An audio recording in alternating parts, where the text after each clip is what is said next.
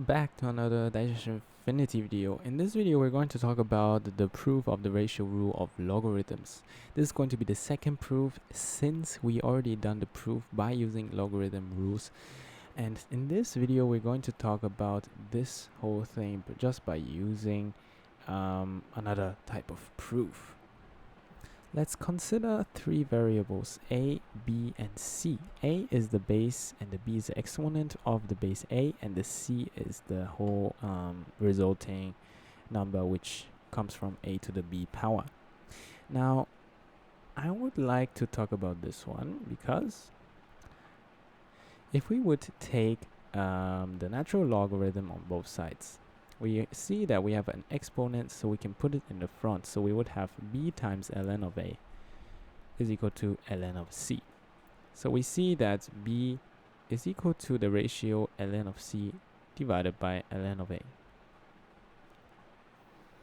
Now, on the other hand, we see that if we would imply something else, okay, let's say a to the b is equal to c, and we would take another type of logarithm of type, let's say, I'm not sure, let's take the logarithm of a because the base a is there, so let's take the logarithm of base a. Okay, then we would just bring the b in the front, so we would have b times logarithm of a, which is just equal to 1, is equal to the logarithm of a of c, so b is equal to the logarithm of a of c. Now we can do that many times. A to the b is equal to c. Take the logarithm of base 2 on both sides, and we would get that b times logarithm in base 2 of a is equal to the logarithm of base 2 of c.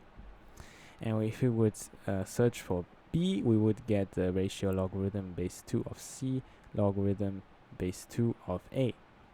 So as you see, for any number c being greater than 0 and not being equal to 1, so being a real number, we can see that we see b is equal to this, this, and this. So we can all let them be equal to each other. So we will write b is equal to the logarithm of a of c, which is also equal to the ln of c divided by ln of a, which is also equal to ln of logarithm base 2 of c over logarithm base 2 of a.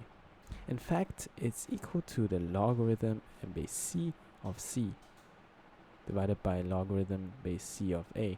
Or we can take any number d, for example, for a variable d's element of the real numbers being greater than 0, not equaling 1. So now we have proven this formula. I hope you like this video, and in the next video I'm also going to talk about the product rule of the logarithms. See you in the next video.